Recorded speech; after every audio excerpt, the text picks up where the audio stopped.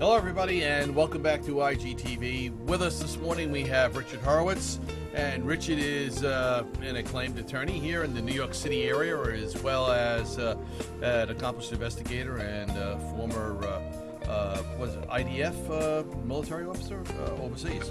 All right, so Richard, this part of the segment, you're going to be talking about some of the recent threats that have been coming up here in the United States, and some recent comments by the president himself and the U.S. Secretary of State. Why don't you get into that a little bit, all right?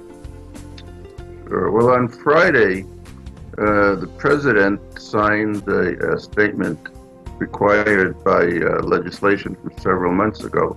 He was required to determine whether or not the world's oil reserves are adequate for countries to embargo Iran, and he found that it was. He signed the statement, which means that this law will be taking effect in a few months.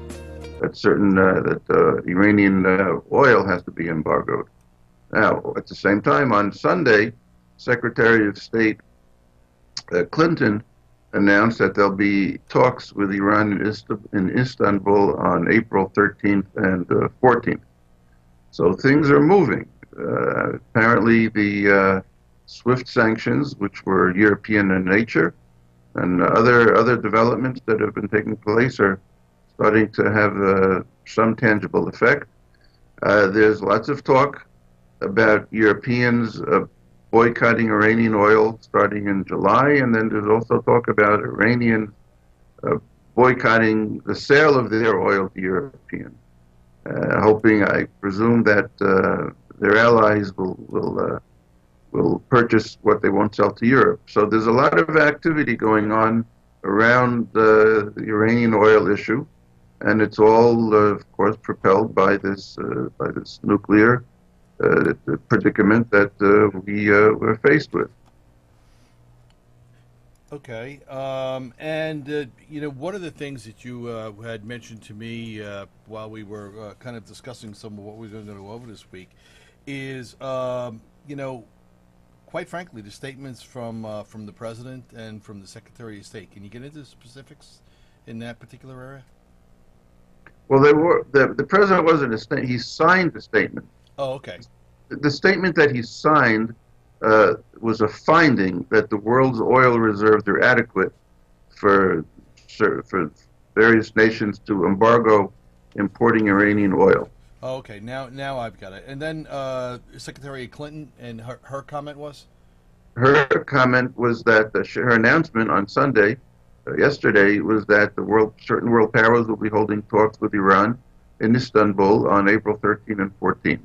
Yeah, I think I've heard. Yeah. Yeah, I've heard about that, and she was rather forceful in her comments. Correct, Richard? Yeah, I mean this is a big development. This is a big development. Yeah, and I think I had overheard her on one of the news programs saying that certainly the United States is willing to talk, but talk forever is probably not what she has in plan. So she was putting some sort of a timeline on it, although she didn't say what it was. It has a big impact with the oil issue out there, as you have brought up on this program a number of different times. Did you want us to go to the Henry Kissinger clip? Yeah, let's just spend a minute on the Kissinger clip, and then I'll explain what it means.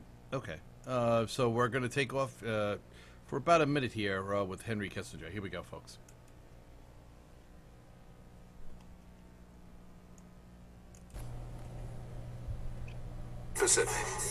When you look at the situation with Iran right now, do you think that the situation is so dire that Israel would need to strike militarily in the next few months or even a year and a half?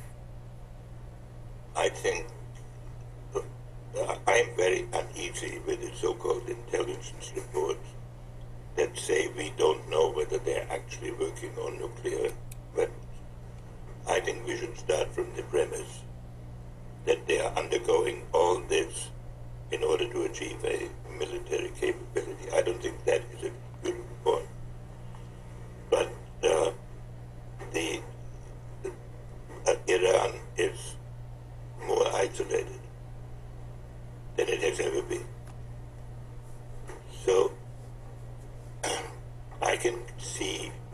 Israelis would think that if they strike now, Iran will not have a great deal of international support.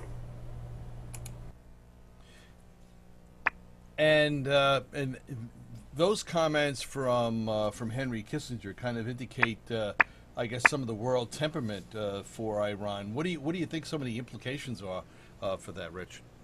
Well, the important thing about the comment was that he was asked about Israel, and he started his answer by talking about the national intelligence estimate, in effect, Right. how to understand those documents. And he said he's uneasy with those kind of documents. In other words, there's a lot more he could have said about it, but in his opinion, apparently, the decision as to what will be done is not going to be based on whether a particular document says we have high confidence or moderate confidence. His view, he said we should work on the assumption that they're working towards a military capability.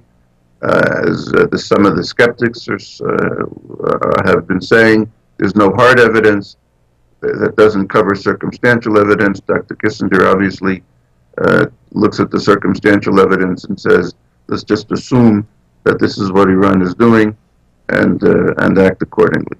He didn't say what act accordingly was. He may have later on in the interview. I'm sure if you ask him, he would have what to say. The point was, we shouldn't be too reliant on a document that says high confidence or moderate confidence. Yeah, a lot of questions coming into play regarding that document. No doubt about that at all. We certainly do hear that. The music's coming back on, and we're going to have to switch up. We'll be right back after this commercial with our Richard Horowitz and more about what's going on with terrorism and related issues around the world. We'll be right back, folks, right after this message.